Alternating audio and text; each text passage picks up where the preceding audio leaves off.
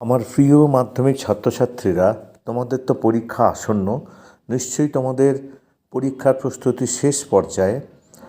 আমি তোমাদের ভূগোলের লাস্ট মিনিট সাজেশন তৈরি করেছি। দেখো তোমাদের প্রস্তুতির সঙ্গে আমার প্রশ্ন হুবহু মিলে গেছে কিনা। তোমরা জানো যে ভূগোলে তোমাদের 2 নম্বরের 6টা প্রশ্ন করতে হয়।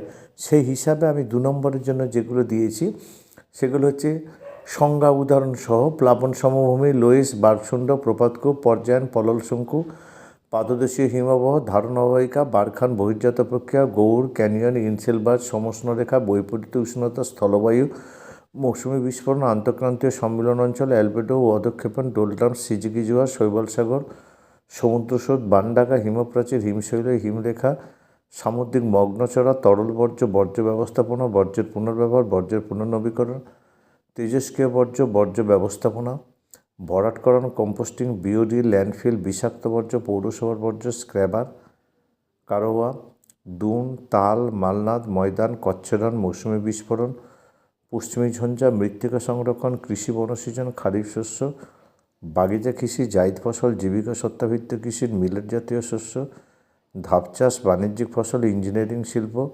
অনুসারী শিল্প, সংকর ইস্পাত শিল্প, তথ্য প্রযুক্তি শিল্প, বিশুদ্ধ কাঁচামাল, পুনঃরপ্তানি পণ্য, সোনালী চতুর্ভুজ, ধারণযোগ্য উন্নয়ন, বর্জ্য ব্যবস্থাপনা, ফোর আর, সেন্সাস বা আদমশুমারি, বন্দরের পশ্চাৎভূমি, কালবৈশাখী, ভূবৈচিত্র্যসূচক মানচিত্র, উপগ্রহ চিত্র, সেন্সর, মিলিয়ন শিট, সানসিনক্রোনাস উপগ্রহ, এফসিসি, হীরক চতুর্ভুজ। এবার হচ্ছে অপসারণ গর্ত কীভাবে সৃষ্টি হয়, পাখির পায়ের মতো বদ্বীপ কীভাবে গঠিত হয়, দক্ষিণ গোলার্ধের দুটি ক্রান্তীয় মরুভূমির নাম, কর্ণাটক মালভূমির দুটি ভূপ্রাকৃতিক অংশের নাম, ভারতের দুটি জলবিভাজিকা অঞ্চলের নাম, ভারতের পশ্চিমী ঝঞ্ঝার দুটি প্রভাব উল্লেখ করো, সামাজিক বনসৃজনের দুটি উদ্দেশ্য লেখো, ভারতের মরু উদ্ভিদের দুটি বৈশিষ্ট্য লেখো, ভারতের প্রধান অভ্যন্তরীণ জলপথযুক্তকারী কেন্দ্র দুটির নাম লেখো, উত্তর দক্ষিণ করিডোর কী, বৃষ্টির জল সংরক্ষণের দুটি উদ্দেশ্য লেখো, ভারতের একটি কৃষিভিত্তিক এবং একটি বনজ ভিত্তিক শিল্পের নাম লেখো, ভূবৈচিত্র্যসূচক মানচিত্রের দুটি ব্যবহার লেখো, উপগ্রহ চিত্রের দুটি গুরুত্ব লেখো, ভগ্নাংশ সূচক স্কেলের ব্যবহার লেখো, পরিবহন ও যোগাযোগ ব্যবস্থার মধ্যে দুটি পার্থক্য লেখো। এবার হচ্ছে যে 3 নম্বরে তোমাদের 4টে করতে হয়। দেখে নাও 3 নম্বরের প্রশ্ন। উষ্ণ মরুভূমি অঞ্চলে বায়ুর কাজে প্রাধান্য দেখা যায় কেন? পার্থক্য দাও। অনুদৈর্ঘ্য বারকান বালিয়ারি, ইয়ারদাঙ্গ জিউজ্ঞান, উপনদীর শাখা নদী, নদী উপত্যকা ও হিমবাহ উপত্যকা বা ভি আকৃতির উপত্যকা ও আই আকৃতির উপত্যকা, যে রসমতানের ডামলেন, বারখানো শিব বালিয়ারি, টপোস্ফিয়ার ও স্ট্র্যাটোস্ফিয়ার, সমুদ্রবায়ু, স্থলবায়ু, পশ্চিম উপকূলের সমভূমি, পূর্ব উপকূলের সমভূমি, মালনাদ ও ময়দান, পূর্বঘাট ও পশ্চিমঘাট পর্বতমালা, উত্তর ও দক্ষিণ ভারতের নদী, ভারতের ক্রান্তীয় চিরহরিত উদ্ভিদ ও ক্রান্তীয় পর্ণমোচী উদ্ভিদ, জিওস্টেশনারি ও সানসিনক্রোনাস উপগ্রহ। ভারতের রেলপথ ও সড়কপথ। এবার হচ্ছে নদীর মোহনায় বদ্বীপ সৃষ্টির জন্য অনুকূল ভৌগোলিক অবস্থা ব্যাখ্যা করে। মৌসুমীর উপর জেটবায়ুর প্রভাব। নিরক্ষীয় অঞ্চলে পরিচালন বৃষ্টি হয় কেন? টপোস্ফিয়ারের উচ্চতা বৃদ্ধির সঙ্গে সঙ্গে উষ্ণতা হ্রাস পায় কেন?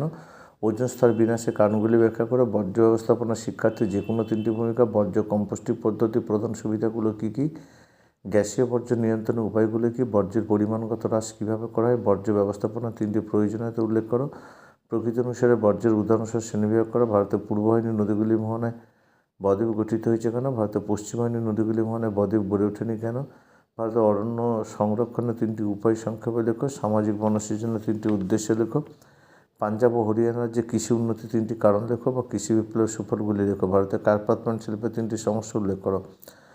ভারতের শিল্প গড়ে ওঠার কাঁচামালের প্রভাব উদাহরণ হিসেবে ব্যাখ্যা করো। ভারতের তথ্য প্রযুক্তি শিল্পের উন্নতির 3টি কারণ লেখো। গাঙ্গেয় সমভূমিতে জনবসতি অধিক কেন? ভারতের নগরায়নের প্রধান সমস্যা 3টি লেখো। ভারতের সড়কপথে রেলপথের সুবিধাগুলি উল্লেখ করো। সুন্দরবন অঞ্চলের জলবায়ু পরিবর্তনের 3টি প্রভাব লেখো। উপগ্রহ চিত্রের বিভিন্ন বৈশিষ্ট্য ব্যবহার উল্লেখ করো। দূর সংবেদন ব্যবস্থার সুবিধা অসুবিধাগুলো উল্লেখ করো। দূর সংবেদন ব্যবস্থার গুরুত্ব আলোচনা করো। ভূবৈচিত্র্যসূচক মানচিত্রের ব্যবহার উল্লেখ করো। টপোগ্রাফিক্যাল বা মানচিত্রের গুরুত্ব উল্লেখ করো। এবার হচ্ছে যে কোনো 2টো প্রশ্ন 5 নম্বরের। নদীর পার্বত্য গতিতে ক্ষয়কার্যের ফলে এবং মধ্যগতিতে সঞ্চয় কার্যের ফলে গঠিত 3টি ভূমিরূপে চিত্রসহ বর্ণনা করো। হিমবাহের ক্ষয়জাত যে কোনো 3টি ভূমিরূপে চিত্রসহ আলোচনা করো। হিমবাহ জল দ্বারা মিলিত সঞ্চয় কার্যের ফলে সৃষ্ট প্রধান ভূমিরূপগুলি চিত্রসহ বর্ণনা করো। শুষ্ক মরু অঞ্চলে বায়ু ও জলধারার মিলিত কার্যের ফলে নদীসৃষ্ট ভূমিরূপগুলি পরিচয় দাও। হিমবাহের সঞ্চয় কার্যের ফলে তিনটি ভূমিরূপের বর্ণনা দাও। পৃথিবীর বায়ুচাপলের সঙ্গে নিয়তভাবে সম্পর্ক লেখো। বায়ুমণ্ডলে উষ্ণতা তারতম্যের প্রথম তিনটি কারণ ব্যাখ্যা করো। চিত্তসহ পরিচালন ও শৈলোৎক্ষেপ বৃষ্টি সৃষ্টির প্রক্রিয়া ব্যাখ্যা করা। বায়ুমণ্ডল ট্রপোস্ফিয়ার ও স্ট্র্যাটোস্ফিয়ার স্তর সম্পর্কে আলোচনা করা। বৈশিষ্ট্য সহ জোয়ার ভাটার সমুদ্র স্রোত সৃষ্টির কারণ, মানব জীবনে জোয়ার ভাটার প্রভাব। স্টার চিহ্নগুলো ভালো করে খেয়াল করবে। পরের গ্রুপের 5 নম্বরগুলো দেখো। ভারতের পূর্ব ও পশ্চিম উপকূলের সমভূমি ভূপ্রকৃতি বৈশিষ্ট্যের পার্থক্য আলোচনা করো। ভারতের হিমালয়ের ব্যাখ্যাটি পশ্চিম ভূপ্রকৃতির সংক্ষিপ্ত বিবরণ দাও। ভারতের জলবায়ু নিয়ন্ত্রণের প্রধান কারণগুলি ব্যাখ্যা করো। জলবায়ুর প্রধান বৈশিষ্ট্যগুলি সংক্ষেপে লেখো।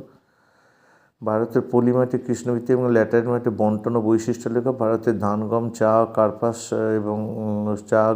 কার্পাস চাষের অনুকূল প্রাকৃতিক পরিবেশ বর্ণনা করো। পশ্চিম ভারতের পেট্রোরসায়ন শিল্পের অধিক উন্নতির কারণগুলি লেখো। পূর্ব মধ্য ভারতের লৌহ ইস্পাত শিল্পের কেন্দ্রীভবনের কারণ কি? ভারতের জনসংখ্যা পটন ও অসমের কারণগুলি আলোচনা করো। উত্তর ও দক্ষিণ ভারতে ভূপ্রকৃতি বৈশিষ্ট্যের তুলনামূলক আলোচনা করো।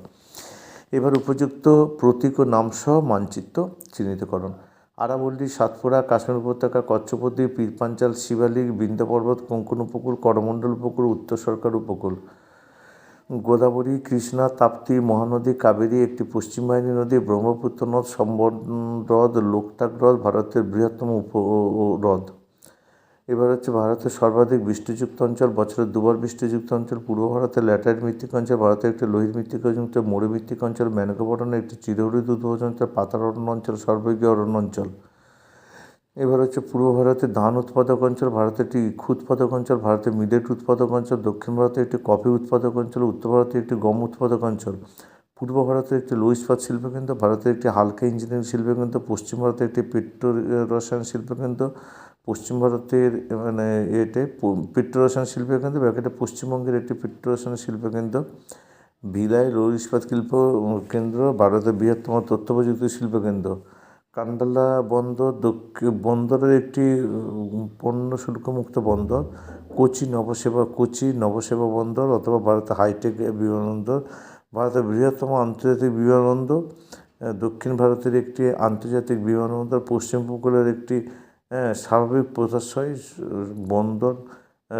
প্রত্যাশামুক্ত বন্দর। চেন্নাই, মুম্বাই, হায়দ্রাবাদ শহর, ভারতের ম্যানচেস্টার, ভারতের রুর, শ্রীনগর, ভারতের গোলাপি শহর।